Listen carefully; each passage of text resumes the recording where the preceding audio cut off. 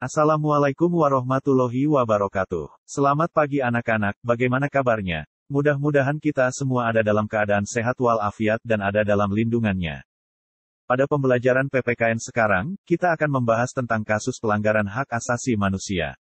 Oke, yang pertama akan kita bahas, yaitu tentang penyebab pelanggaran hak asasi manusia. Setiap manusia pasti mempunyai hak asasi, akan tetapi hak asasi yang dimiliki oleh manusia itu dibatasi oleh hak asasi manusia yang lainnya. Dengan demikian, tidak ada seorang pun yang diperbolehkan untuk melanggar hak asasi orang lain. Akan tetapi, dalam kenyataannya, masih ada orang yang lupa diri, bahwa di sekitarnya terdapat orang lain yang mempunyai kedudukan yang sama dengan dirinya. Sehingga, masih ada orang yang melanggar hak asasi sesamanya dengan berbagai alasan. Pelanggaran hak asasi manusia dapat disebabkan oleh faktor-faktor berikut, yaitu faktor internal dan faktor eksternal. Faktor internal, yaitu dorongan untuk melakukan pelanggaran HAM yang berasal dari diri pelaku pelanggar HAM itu sendiri, di antaranya sebagai berikut. 1. Sikap egois atau terlalu mementingkan diri sendiri. 2. Rendahnya kesadaran HAM. 3. Sikap tidak toleran. Selanjutnya kita akan membahas tentang faktor eksternal penyebab pelanggaran hak asasi manusia.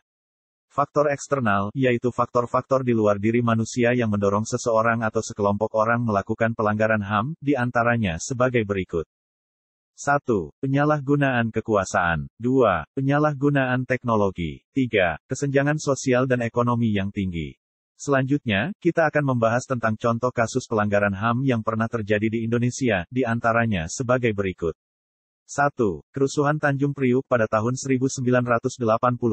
2. Penembakan mahasiswa Universitas Trisakti pada tahun 1998. 3.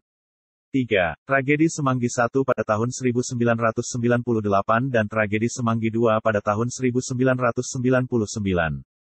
Selanjutnya kita akan membahas tentang contoh kasus pelanggaran HAM di berbagai lingkungan. Pertama, contoh kasus pelanggaran HAM di lingkungan keluarga, di antaranya yaitu 1. Kekerasan dalam rumah tangga. 2. Mengeksploitasi anak untuk bekerja. 3. Diskriminasi pada anggota keluarga. Kedua, contoh kasus pelanggaran HAM di lingkungan sekolah, di antaranya yaitu 1. Kasus perundungan antar siswa. 2. Guru yang membeda-bedakan siswanya di sekolah. 3. Siswa yang memalak siswa lainnya. Ketiga, contoh kasus pelanggaran HAM di lingkungan masyarakat, di antaranya yaitu 1. Mengganggu tetangga yang sedang beribadah. 2. Main hakim sendiri. 3. Mengucilkan tetangga. Keempat, contoh kasus pelanggaran HAM di lingkungan bangsa dan negara, di antaranya yaitu 1. Pelarangan kebebasan berpendapat. 2. Diskriminasi dalam hukum dan pemerintahan. 3. Human trafficking. Demikian pembahasan materi pembelajaran PPKN tentang kasus pelanggaran hak asasi manusia. Mudah-mudahan bermanfaat bagi kita semua. Wassalamualaikum warahmatullahi wabarakatuh.